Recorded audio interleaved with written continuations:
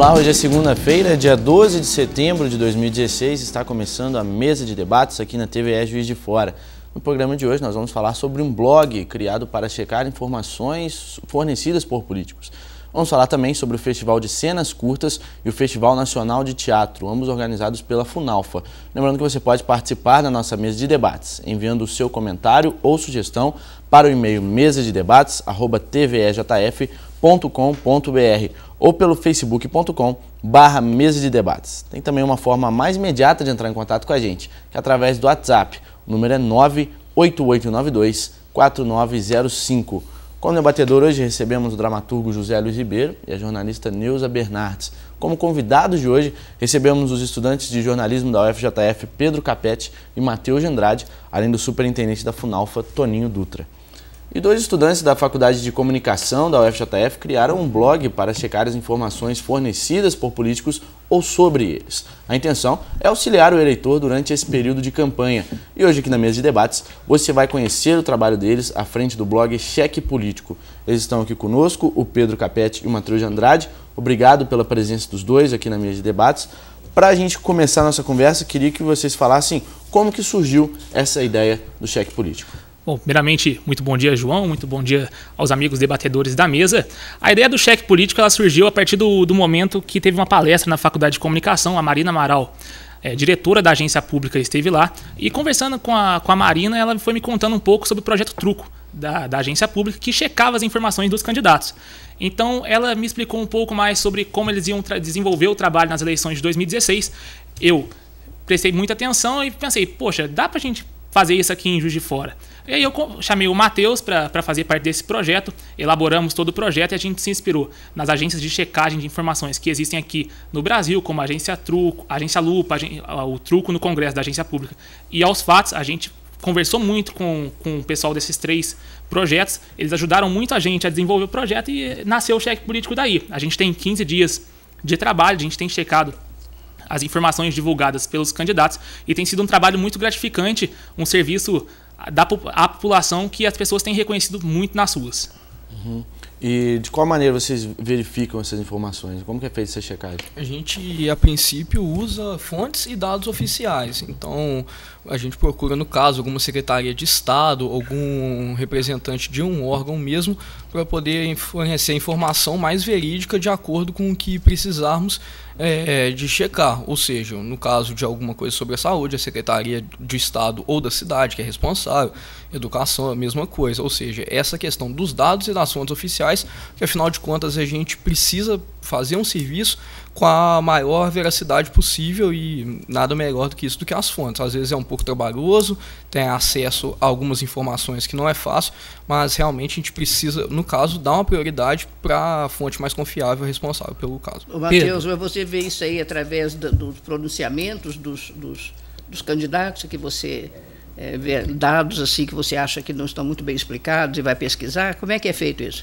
A nossa escolha vai realmente a partir de pronunciamentos ou alguma propaganda, ou postagem no Facebook, debates, realmente tudo isso que está incluído na esfera pública da questão política, no caso do nosso pleito aqui das eleições municipais de 2016. Então a gente escolhe ali a partir de um critério que a gente chama de relevância pública, o que a gente acredita que tem alguma incongruência ou possa ser mais importante de explicar para a população realmente qual que é o dado, qual que é a questão mais verificável e mais correta no caso.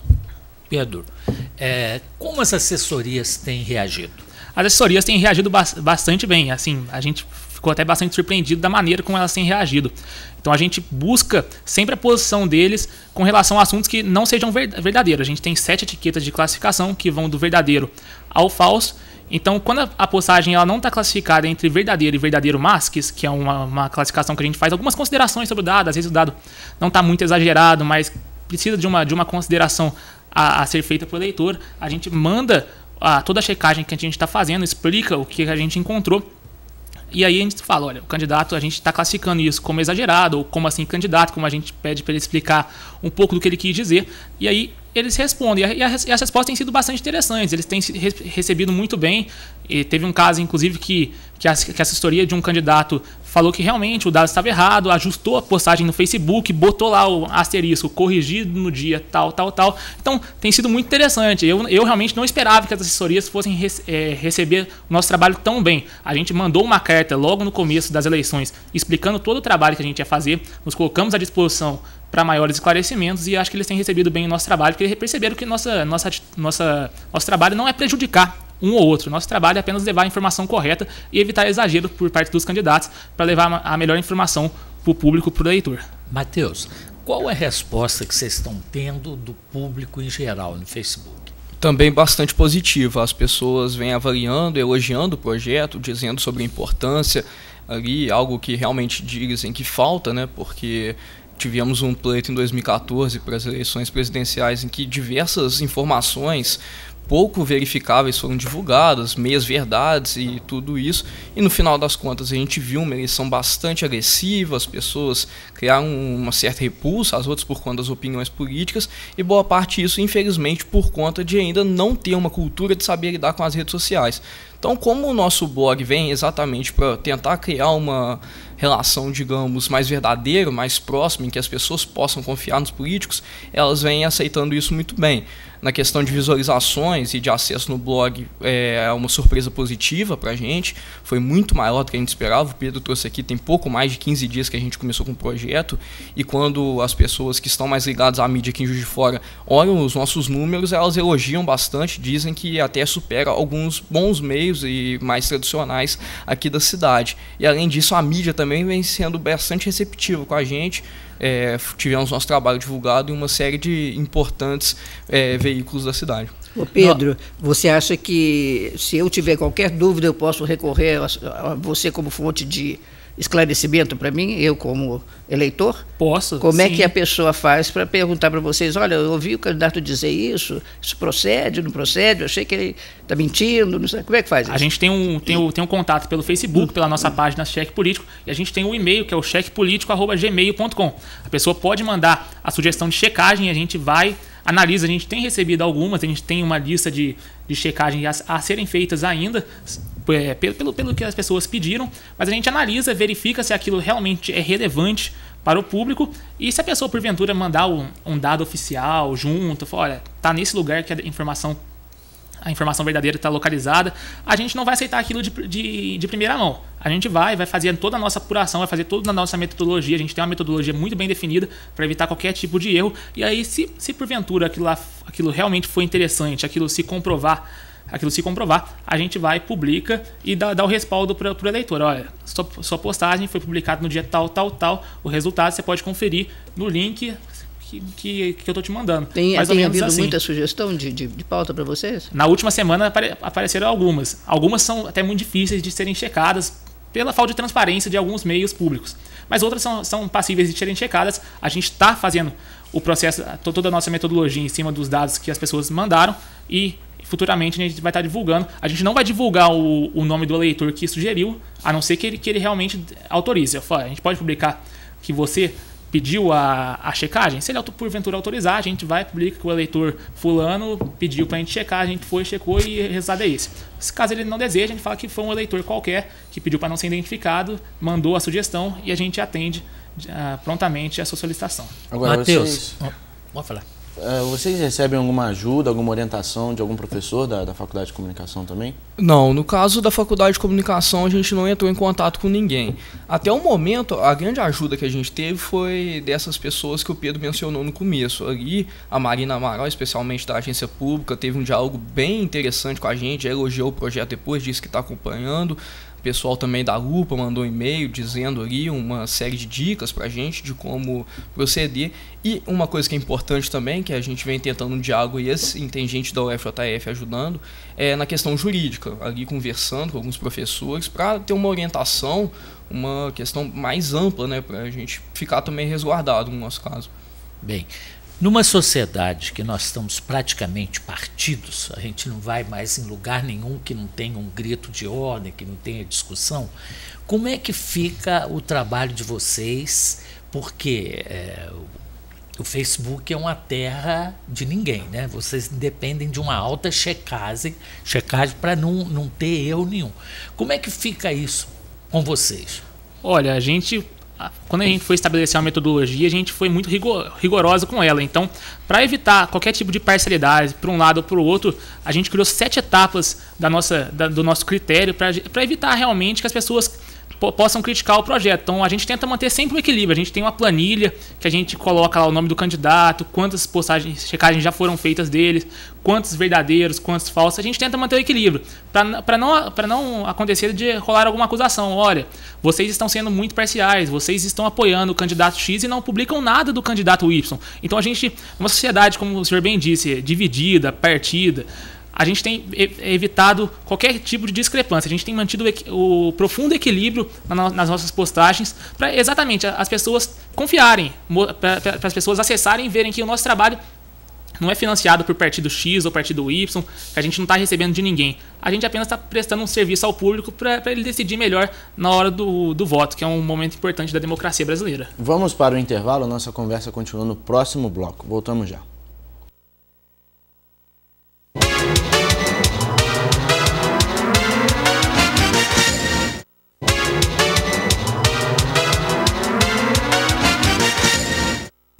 Estamos de volta com a mesa de debates aqui na TVE Juiz de Fora, conversando com o Pedro Capete e o Matheus de Andrade, 2 estudantes de jornalismo da UFJF, que criaram o blog Cheque Político para confirmar e checar informações sobre os candidatos a prefeito de Juiz de Fora nas eleições desse ano.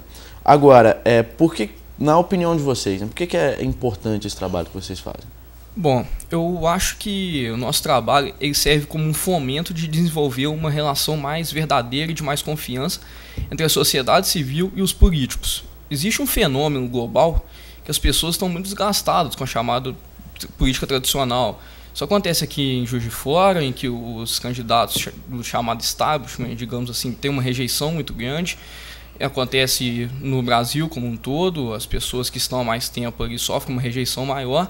E no mundo, a gente vê isso nos Estados Unidos, com os candidatos tradicionais, tanto do Partido Republicano quanto do Partido Democrático, uma rejeição muito grande. O fenômeno Donald Trump é exemplo disso. Acontece na Espanha, que sofre um momento de paralisia eleitoral, enfim. Então, é um momento em que, como tem um autor que eu gosto muito, o colunista do New York Times, o Thomas Friedman, diz: as redes sociais vieram como uma maneira de derrubar as estruturas políticas, mas ainda tem muita dificuldade de realmente conseguir reerguer, de construir algo em cima disso. E é um momento que a gente vê isso nas eleições ocorrendo em 2014. As pessoas acabam criando uma repulsa muito grande aos políticos tradicionais e, no final das contas, isso foi muito negativo para o Brasil. Tem essa repulsa aos chamados políticos. Então, eu acho que quando a gente cria ali uma relação mais verdadeira, em que a pessoa vai falar algo e o eleitor pode confiar naquilo, sabe que o dado é verdade, que a proposta é plausível, ela tem um interesse maior de participar da política e uma confiança que é fundamental nesse momento em que é tão complicado, não só no Brasil, como no mundo todo, em um momento de transição muito difícil, especialmente pelas redes sociais. Você não acha que para conseguir isso é preciso que vocês permaneçam fazendo esse trabalho durante a gestão dos políticos? Acho que é fundamental, com certeza. Talvez não diria exatamente com a gente, mas se criar uma cultura em que as pessoas tenham esse trato maior com uma informação verdadeira. Por exemplo, a gente faz só Juiz de Fora. As capitais no Brasil que são abrangidas por um projeto também de checagem política, chamado fact-checking, são poucas. Se eu não me engano, não chegam a 8 no total, ou seja, são poucas cidades ainda. E é algo que precisam no Brasil inteiro, digamos assim. A gente sempre fala que o eleitor, ele vota e depois ele esquece até em quem votou. Deixa para lá, na mão das pessoas, e depois reclama que eles não geriram bem o dinheiro dele. Mas é difícil para o eleitor fazer essa checagem. Também, não tem tempo, não é? É verdade. Não, é difícil, você não tem acesso às informações que precisava. Se vocês assumirem esse tipo de trabalho, vocês que eu digo, vocês jovens que gostam de manusear essa rede social nesse sentido, vocês estão prestando um serviço muito importante até para passar essa política limpo. Talvez seja isso que se espera de vocês. Que vocês prestem esse serviço. Não está certo? Então, onde não está certo? Quem não está fazendo certo? Quem não está correspondendo à expectativa? A gente precisa desses dados para votar de novo, para pedir impeachment de novo, você entendeu? A gente precisa. E isso tem sido altamente demandado, como o Matheus disse, em capitais. Eu, inclusive, conversando com a Marina Amaral, diretora da agência pública, e do Trufo, que faz o mesmo projeto que a gente, em seis capitais do Brasil, A Marina me contou que, Pedro, eu recebi uma mensagem aqui perguntando por que a gente não está fazendo Porto Alegre, que é uma capital tão importante do Brasil, e não tem ninguém fazendo esse tipo de trabalho em Porto Alegre, numa capital. Tem Belo Horizonte, tem São Paulo, tem Recife, tem tantas outras capitais. Mas em Porto Alegre, que é uma capital referência no país, em desenvolvimento, de política, a própria ex-presidente do país veio do Rio Grande do Sul, teve sua carreira política toda no Rio Grande do Sul. Então, é um centro importante um celeiro de políticos, e não tem ninguém fazendo o mesmo trabalho. Então, o eleitor fica sem como se orientar. Pensa bem, ele vai na conversa do candidato. É o único jeito de ouvi-lo e deduzir se ele está sendo verdadeiro ou não. Porque como que você vai checar isso? Isso talvez seja mais grave ainda em cidades pequenas, porque a gente está falando aqui, conseguimos citar até o momento 7 cidades que fazem algo assim. Mas eu tive informações, por exemplo, de um amigo que é de uma cidade menor, aqui da Zona da Mata, que ele disse que nas últimas eleições houve um prefeito que propôs uma ponte que, na verdade, é um projeto copiado de uma cidade ali próxima. Eu não tenho como verificar se isso é verdade, mas a gente sabe que no interior do Brasil, realmente, são mais de 5 mil municípios, ocorre esse tipo de coisa durante o processo eleitoral. Então, se conseguir criar uma cultura em que realmente as pessoas ali, talvez com projetos como o nosso, e realmente o próprio eleitor fique mais atento, é muito positivo como um todo, tanto na confiança e como realmente em projetos viáveis, que é o que o país precisa, sem sombra de dúvidas. E qual é a demanda dos jovens ao projeto de vocês? Porque atualmente nós temos hoje até o jornal colocava, como que o jovem não está querendo nada com a política, com esses elementos todos. Vocês estão conseguindo motivar? Eu acho que tem uma parcela dos jovens que tem uma rejeição que é muito difícil você quebrar com ela, digamos assim. Mas amigos próximos, inclusive, que têm alguma parcela maior já de interesse, quando eles veem um projeto em que realmente está centrado em verdade, em confiança, eu acredito que eles estão se envolvendo mais. Já tivemos diversos amigos nossos, o Pedro pode falar mais pela parte dele, no meu caso, que vieram, me falaram algum tanto do que a gente está conversando aqui agora. Quem que está sendo mais honesto? Como é que isso está funcionando? Eu não via isso em outros casos, entendeu? Eu realmente acho que quando tem algo que as pessoas estão confiando, elas têm uma tendência muito maior a se envolver com aquilo. Então, acho que isso faz parte dos jovens, faz parte também dos adultos, mas no caso dos jovens é mais grave, né? Porque há uma rejeição à chamada política tradicional que ela é muito grande. É comum nas redes sociais aparecerem assim, verdades concretas, absolutas e completamente antagônicas do mesmo fato. Né? Assim, são dadas como verdade, tem argumentos, tem provas, e elas, ou uma verdade ou a outra verdade, mas as duas aparecem como verdade. E aí, como é que aparece isso também nesse mundo político, e aí como é que vocês lidam com essa verificação dessas informações que são antagônicas, que são opostas, mas que são tratadas nas redes sociais como verdade? Isso é uma questão bem complicada e que acontece mesmo, porque é um país, como a gente já trouxe aqui, num momento polarizado. Então, às vezes, as pessoas se valem de meias verdades para conseguir construir um argumento maior em cima daquilo. Então, é uma checagem que ela costuma ser até mais difícil. É por isso que a gente tem as 7 classificações. Porque, normalmente, um fato ele não precisa ser só verdadeiro ou falso, preto no branco. Tem várias instâncias nesse sentido. Então, a pessoa pode se valer de um argumento verdadeiro, de uma informação correta, para construir toda uma situação depois que não é bem assim. Então, a gente tem, no caso, o verdadeiro mas, que é para fazer algum tipo de adendo. Tem exagerado. Então, eu acho que essa é bastante a nossa intenção. Porque o mundo não é tão simples, não é só sim ou não.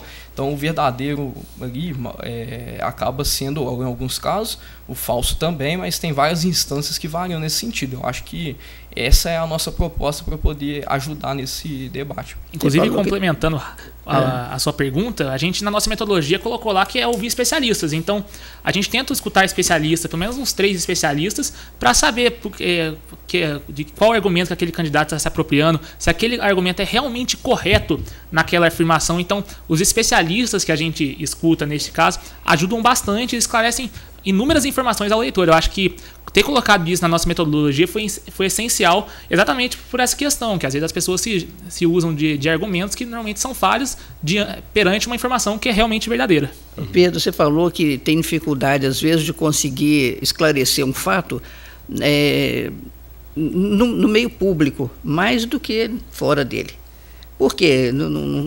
Vocês não têm bom acesso Você falou, inclusive, comigo em off a respeito das emendas, né? Isso. Que o candidato fala, que trouxe uma quantidade de dinheiro para a cidade, não sei o que tem. Como é que vai checar isso? Se as emendas eram dele mesmo que beneficiaram a cidade, né? Uma das coisas que tem sido amplamente divulgado por um dos candidatos é que ter tornado Juiz de Fora a cidade de referência em transparência nota 10. Existem muitos dados realmente que são divulgados, a gente até agradece, acho que isso é extremamente importante num país como o nosso, é divulgar os dados abertamente, estarem lá limpos e transparentes. Ou se você precisa entrar com a lei de acesso à informação, que já começa a demorar 20 dias para você ter acesso àquele dado, então já começa a demorar mais. Mas no caso que a senhora citou das emendas parlamentares, se você vai olhar as emendas parlamentares dos nossos deputados da Assembleia Legislativa de Minas Gerais, não existe um lugar que você encontre qual emenda foi destinada pelo aquele candidato para onde. Não existe. E aí você liga lá e o que a assessoria te diz? Olha, você tem que ligar para a assessoria do deputado.